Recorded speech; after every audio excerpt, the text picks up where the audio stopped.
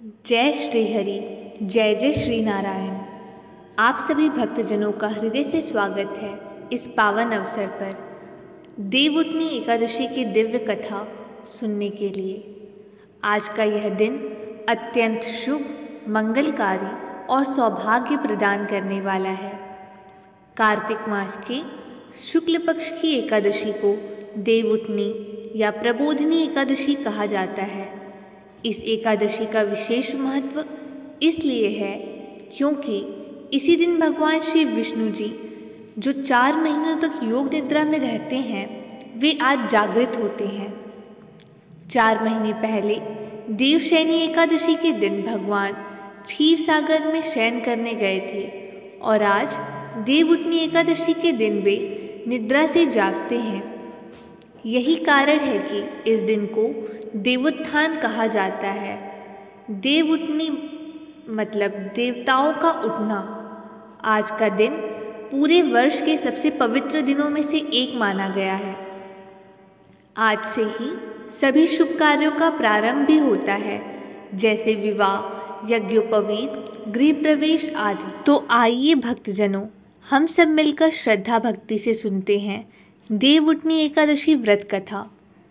बहुत समय पहले की बात है, सतयुग में जब पृथ्वी पर अधर्म का प्रभाव बढ़ने लगा था, तब लोग पाप कर्मों में लिप्त हो गए थे। लोग पूजा पाठ, दान पुण्य और व्रत करना भूल गए थे। इससे देवता अत्यंत दुखी हुए, क्योंकि मनुष्यों के कर्मों से ही देवताओं की शक्ति बढ़ती है। वे सभी देवता भगवान विष्णु के पास गए और बोले, हे प्रभु, जब मनुष्य अधर्म में लिप्त हो जाता है तब पृथ्वी पर संतुलन बिगड़ जाता है। कृपा कर कोई ऐसा उपाय बताइए जिससे मनुष्य पुनः धर्म और सत्य के मार्ग पर चले।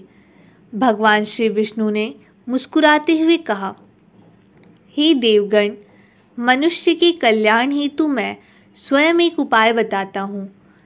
कार्तिक मास के शुक्ल पक्ष की एकादशी तिथि को जो कोई व्रत करेगा वह पापों से मुक्त होकर मोक्ष का अधिकारी होगा। यह एकादशी इतनी महान होगी कि स्वयं मैं भी इस दिन योग निद्रा से जागृत हो जाऊंगा। देवताओं ने हाथ जोड़कर पूछा, प्रभु, आप योग निद्रा में क्यों जाते हैं? भगवान बोले, सृष्टि के संतुलन और नवसृजन हेतु मैं 4 महीने विश्राम करता हूँ। जब मैं शयन करता हूँ तो वर्षा ऋतु होती है और जब मैं उठता हूँ तो सृष्टि पुनः गति में आती है। इसलिए यह उठनी एकादशी सृष्टि के नवचेतन का प्रतीक है। इसी दिन भगवान श्री विष्णु और माता तुलसी का विवाह भी होता है। कथा के अनुसार शंखचूड़ नामक असुर अत्यंत शक्तिशाली और धर्मप्रिय था।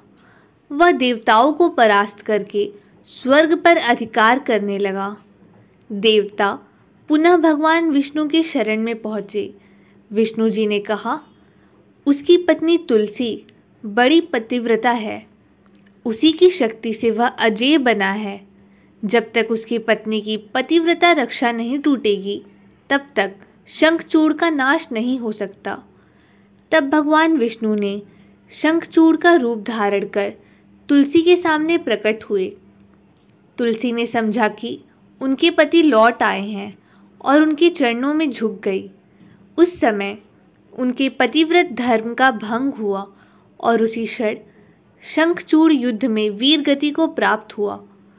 जब तुलसी को यह ज्ञात हुआ कि उनके साथ छल हुआ है, तो उन्होंने क्रोधित होकर भगवान विष्णु को श्राप दिया, हे विष्णु, आपने छल से मेरा पतिव्रत भंग किया है, अतः आप पत्थर बन जाइए। भगवान विष्णु ने शांत स्वर में कहा, माता तुलसी, मैं तुम्हारे तप और पतिव्रत की महिमा को प्रणाम करता हूँ। मैं शालिग्राम शिला बनूंगा और तुम तुलसी के रूप में धरती पर प्रतिष्ठित रहोगे। मेरे पूजन में तुम्हारा नाम सर्वोपरि रहेगा। हम दोनों का विवाह देवउठनी एकादशी के दिन विधिवत संपन्न होगा। तब से हर वर्ष इस दिन तुलसी विवाह किया जाता है। तुलसी माता और शालिग्राम भगवान के इस विवाह को साक्षी मानकर भक्तजन अपने घरों में मंगल गीत गाते हैं और इस दिन को हर्षोल्लास से मनाते हैं। भक्तजनों, इस एकादशी का महत्व केवल पूजा या उपवास तक सीमित नहीं है। यह दिन जीवन में सद्गति और नई शुरुआत का प्रतीक है। 4 महीनों तक जो भगवान विश्राम करते हैं, वे आज के दिन फिर से भक्तों के कल्याण हेतु जागते हैं।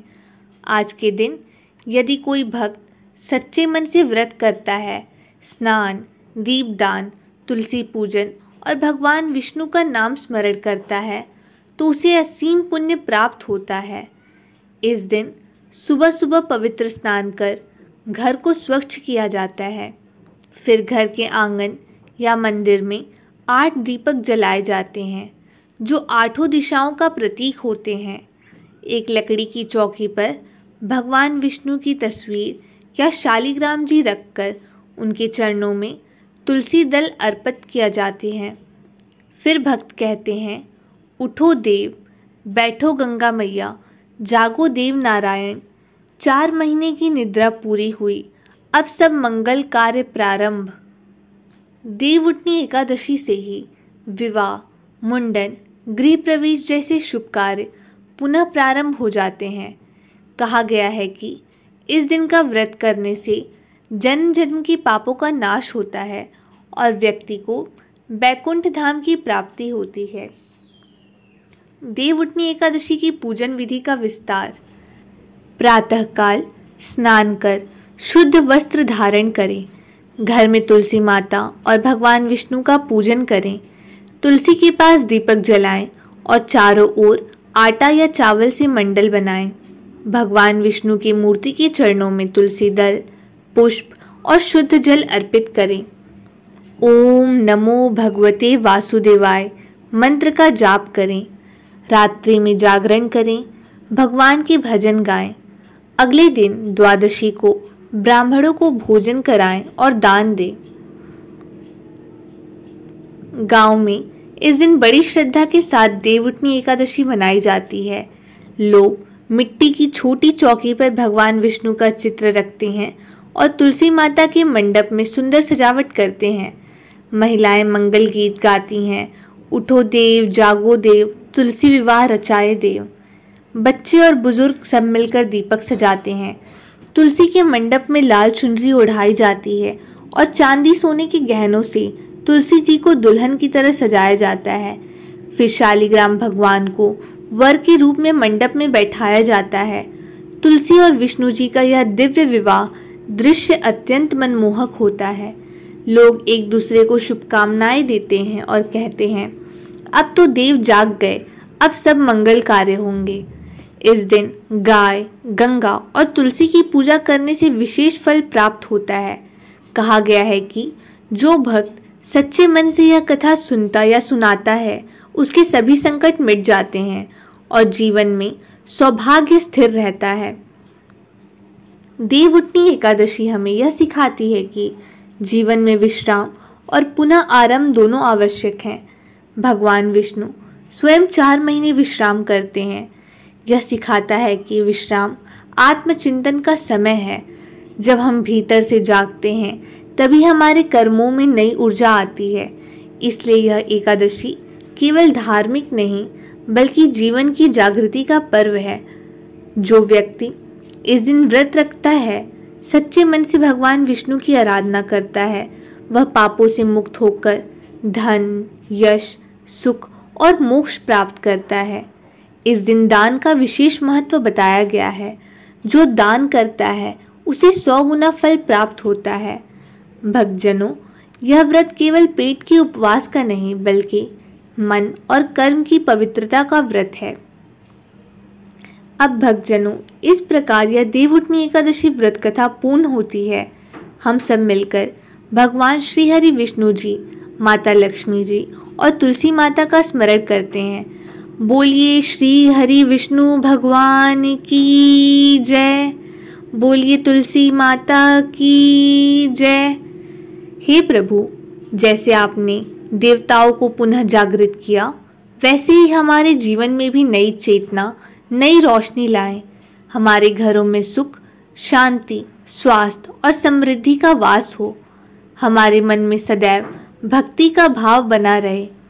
जो कोई भक्त सच्चे मन से देवउठनी एकादशी का व्रत करता है, कथा सुनता है या सुनाता है, उसे असीम पुण्य की प्राप्ति होती है। उसके जीवन के सभी संकट मिट जाते हैं और अंत में वह बैकुंठ धाम को प्राप्त करता है। देव उठ गए हैं, अब सब मंगल कार्य प्रारंभ हो। आप सभी को हार्दिक शुभकामनाएं। जय श्री हरि, जय श्री तुलसी माता, जय श्री लक्ष्मी नारायण।